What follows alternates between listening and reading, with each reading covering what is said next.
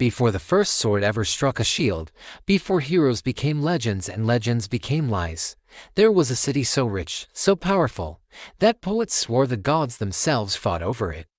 A city burned to the ground, erased from memory, and hunted for nearly 3,000 years. This isn't just the story of Troy. This is the story of a treasure map hidden inside a poem, and the millions that vanished with it. For centuries, Troy existed only in words. Homer's Iliad described towering walls, golden halls, and a city that could withstand a decade-long siege. Ancient scholars argued endlessly, was Troy real, or just a beautifully told myth? Some believed Homer exaggerated a small settlement. Others insisted the entire war was fiction, a metaphor wrapped in bronze armor and blood. Then came a twist no one expected. In the 1800s, a stubborn, self-taught archaeologist named Heinrich Schliemann became obsessed with Homer's verses.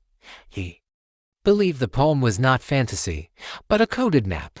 Every river mentioned, every hill described, every distance hinted at. Schliemann treated them like clues left behind for those bold enough to follow. Most academics laughed at him. But Schliemann didn't listen. He traveled to modern-day Turkey and focused on a mound called Hisarlik. Locals said nothing important was there. Scholars dismissed it. Schliemann dug anyway. What he found changed history. Layer by layer, beneath centuries of soil, cities began to appear, one built atop another, like ghosts stacked in time. Not one Troy, but many. Walls, gates, burn marks, weapons. Evidence of destruction. Suddenly, the impossible idea became undeniable. Troy was real. But that was only the beginning. As Schliemann dug deeper, he uncovered what he believed was the ultimate prize: an enormous cache of gold, silver, and bronze objects. Diadems, necklaces, cups, blades. He called it Priam's treasure, claiming it belonged to the Trojan king himself. The world was stunned. Newspapers declared, "Troy's treasure found at last." Museums fought to display it. Fortunes were whispered about. But almost immediately, questions surfaced. The treasure didn't quite fit the timeline. Experts realized the artifacts were centuries older than the Trojan War described by Homer. Schliemann, desperate to prove his dream, had rushed, destroyed layers, and possibly misidentified what he found.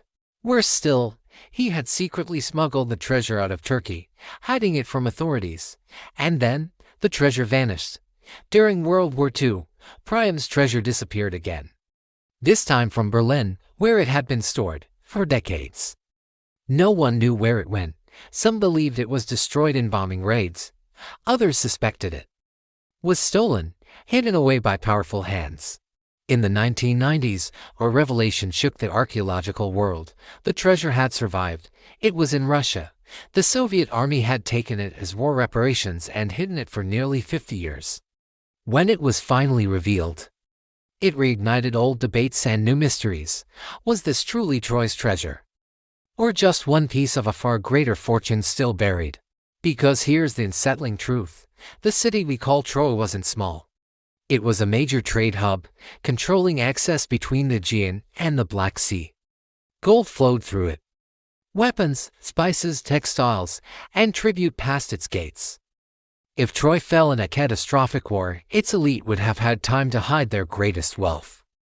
Ancient cities didn't keep all their riches in palaces. They buried them in temples, under walls, beyond city limits. And if Troy was burned, looted, and abandoned, those hiding places may never have been recovered. Archaeologists today believe large portions of Troy remain unexplored. Modern villages sit nearby. Political limits restrict excavation. And the deeper layers where the true Trojan War city likely lies are the hardest to reach without destroying what is above. Some researchers now think Homer's poem preserves more than a story. They believe it preserves memory, distorted poetic memory, but memory nonetheless. The Scamander River, the windy plains, the springs outside, the walls. These aren't inventions, they exist.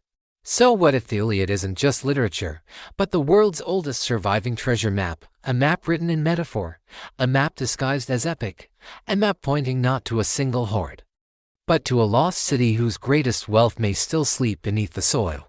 Today, tourists walk over Troy, snapping photos beside reconstructed walls, but beneath their feet lie questions worth millions and answers that could rewrite history again. Somewhere between myth and reality, between poetry and proof, Troy still whispers, and the hunt is not over. If this story pulled you into the dust and fire of the ancient world, don't let it end here. Like, follow, comment, and subscribe for more.